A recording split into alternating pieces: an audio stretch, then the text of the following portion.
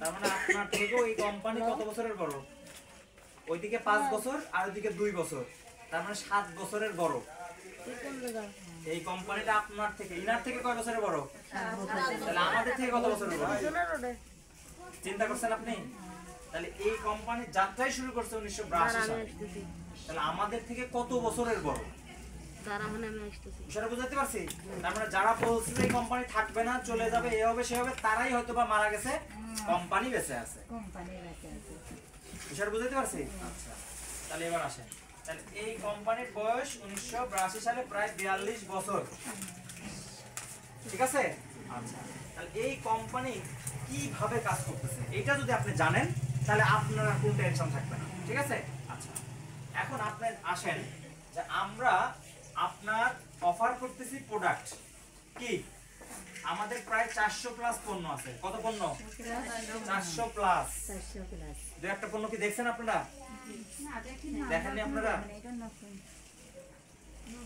এই যে একটা পণ্য দেখেন, এটা কি তেল, রান্নার তেল, সয়াবিন তেল খাই, এটা আমাদের রাইস ব্র্যান্ড, ঠিক আছে? তাহলে একটা পণ্য দেখালাম। এইটা দিয়েই আপনাদেরকে উদাহরণ দেই। এই তেলটা আপনারা কেনেন কোথা থেকে? বাজার থেকে কেনেন, খুচরা দোকানদার, আপনার পাশে একটা দোকান থেকে, পাশের দোকান থেকে কেনেন, বা মিল্কি বাজার থেকে এসে কিনে নিয়ে যান, ঠিক আছে কিনা? মানে কোনো একটা দোকান থেকে কেনেন। কে কেনে? আপনি তো কেনেন। তাহলে আপনি কাস্টমার না? কাস্টমার না? কাস্টমার। এই পণ্যটা কি এই মিল্কি বাজারের ওই দোকানে তৈরি হয়েছে না ফ্যাক্টরিতে তৈরি হয়েছে? ফ্যাক্টরিতে তৈরি হয়েছে। কোথায় তৈরি হয়েছে? ফ্যাক্টরিতে। এখন পণ্যটা কিনবেন আপনি, তৈরি হয়েছে কোথায়? আপনি কি ফ্যাক্টরি থেকে পণ্যটা নিয়ে আসতে পারবেন কখনো? কেউ নিয়ে আসে কখনো? না। সে কোথা থেকে কেনে? খুচরা দোকানদারের কাছে। খুচরা দোকান থেকে আনে, মিল্কি বাজার অথবা আপনার বাড়ির পাশে দোকান থেকে নিন। সেই দোকানদার হচ্ছে খুচরা, আপনার কাছে পাইকারি বিক্রি করে না, গায়ে রেটে বিক্রি করে না, ওইটাকে বলা হয় খুচরা দোকানদার। যারা গায়ে রেটে বিক্রি করে এদেরকে কি বলা হয়? খুচরা দোকানদার। এই খুচরা দোকানদার কোথা থেকে নিয়ে আসে? যারা পাইকারি বিক্রি করে। পাইকারি মানে উনি একবারে 10টা 20টা 50টা কিনে নিয়ে আসছে, আর আপনার কাছে বিক্রি করতে কয়টা? একটা। তাহলে উনি যে 50টা কিনে নিয়ে আসছে, যার কাছ থেকে কিনে নিয়ে আসতেছে, এই বিক্রেতার নাম বলা হয় পাইকারি বিক্রেতা। পাইকারি বিক্রি করে, ঠিক আছে? এই পাইকারি বিক্রেতা কোথা থেকে নিয়ে আসে? ডিলারের কাছ থেকে নিয়ে আসে। এই ডিলারটা আবার কোম্পানির নিয়োগ দেয়া, মানে ওই কোম্পানির পণ্যটা, ফ্যাক্টরির পণ্যটা ডিলারে নিয়ে এসে রাখে।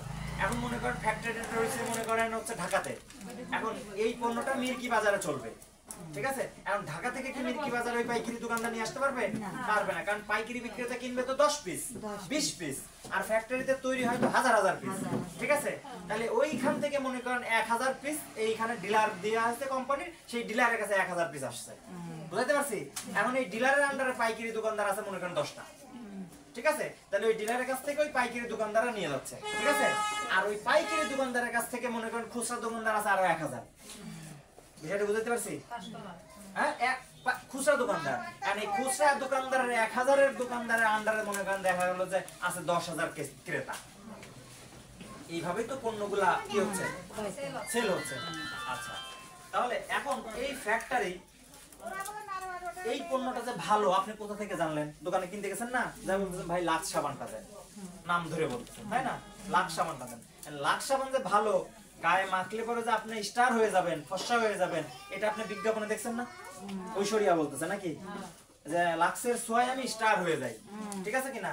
আপনি তো সেই দেখা দেখি ওরে সর্বনাশ, লাক্স মারলে তো স্টার হয়ে যাবে, আপনি দৌড়ায় চলে গেছেন দোকানে, যা বলছেন ভাই লাক্সটা দেন, বলছেন লাক্স না, আপনি কে আনেন? না না না, কে আনেন? লাক্স দেন, লাক্স দেন। ভালো কি মন্দ এটা আবার বুঝতে না, ভালো কি মন্দ আমাদের দেখার বিষয় না। দেখছি কোথায়? টিভিতে। বলছে কে? ঐশ্বরিয়া। না, আমাকে লাক্স নিতে হবে। বিষয়টা ক্লিয়ার? আচ্ছা, তাহলে আমরা বিজ্ঞাপন দেখতেছি, তাহলে এই বিজ্ঞাপন দিচ্ছে কে? কোম্পানি। বুঝতে পারছি? এখন আপনি একটা লাক্স সাবান কয় টাকা দিয়ে কিনছেন? 100 টাকা। 100 টাকা। কয় টাকা দিয়ে কিনছেন? 100 টাকা। 100 টাকা দিয়ে কিনছেন। এখন আপনি বলেন,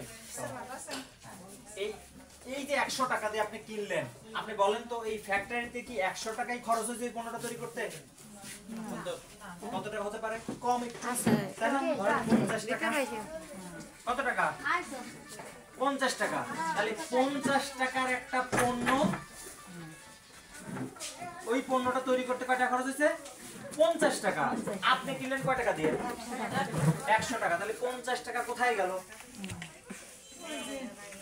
এই জায়গায় জায়গায় দেখছেন কত সুন্দর বলছে, এই যে জায়গায় জায়গায়। তার মানে এই যে 50 টাকা, এই 50 টাকা এই যে মাঝখানে যে আপনার কাছে আসছে, মাঝখানে যে আপনার কাছে আসছে, এই আসার পিছনে খরচ হয়ে গেছে। মানে কি, ডিলার কিছু লাভ করছে, পাইকারি বিক্রেতা কিছু লাভ করছে, খুচরা দোকানদার কিছু লাভ করে আপনাকে দিচ্ছে। তাহলে এইটাই হচ্ছে সেই 50 টাকা। তাহলে আপনি মনে করেন এই যে লাক্স সাবানটা যে দোকান থেকে কিনে নিয়ে আসছিলেন, বুঝেন আপনার কথা, এই লাক্স সাবানটা আপনি যেই দোকান থেকে কিনে নিয়ে আসছেন সকালবেলা, আপনি বিকালে যায় দেখলেন যে এই দোকানদার বন্ধ করে